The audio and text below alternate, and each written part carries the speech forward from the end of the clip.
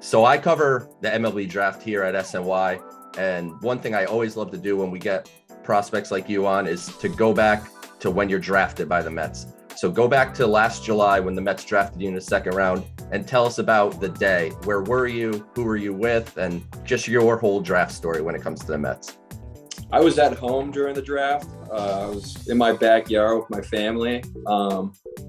We knew the day before with the Mets, we had a pre-draft agreement, but still, you never really know with the draft process, a pick here, pick there, and then they could maybe want to go with a different guy. But right before my pick, there was actually a commercial, and it felt like the longest commercial of all time.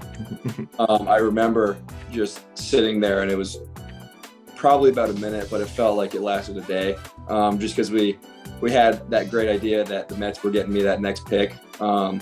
It was really just between me, my dad, and my girlfriend who knew at the time. Once that finished, me and my dad kind of looked at each other, and we're like, all right, like, here we go. Like, this is it. And then I ended up getting picked by the Mets. And man, I don't even really remember. It was just got picked, and it was just that the rest of that day just absolutely flew by. It's obviously just a day that, it doesn't happen to everybody, but it's also just like, it was awesome. Just curious, outside of Scherzer, if there are any other pitchers maybe with a similar arsenal or mechanics that you like to watch and maybe pick up some things from. I personally love watching Liam Hendriks throw. I feel like he's also, like Max, just a super competitor, obviously with his plus stuff.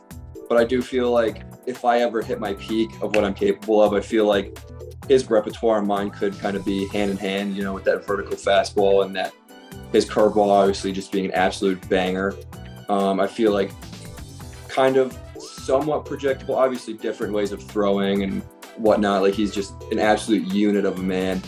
But I feel like just comparing the fastball and curveball, I feel like there is some sort of similarities there. Obviously his stuff being major league stuff and mine just being kind of your high school pro guy as of right now.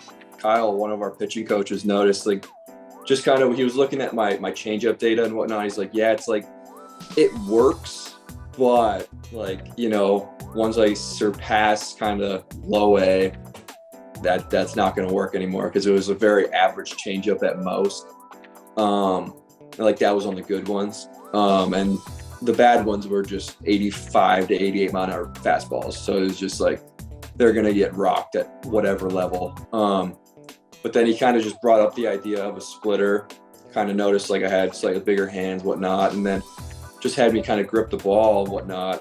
And then he's like, kind of just like, how's that feel on the forearm? Like, is it as tense and whatnot? Because if it was, we would have just scrapped it, because that would have been not worth it, because the risk of injury goes up if it's not easy to grip like that.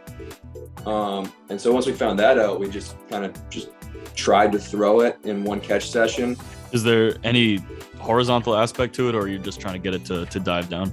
No, the horizontal is usually pretty similar to what my fastball is. Like, I'll get like probably like 8 inches of horizontal, whatnot. Sometimes it'll flare out to the right, and I'll get like 12, 13, whatnot. But it's more about just killing the vertical and having it more straight down.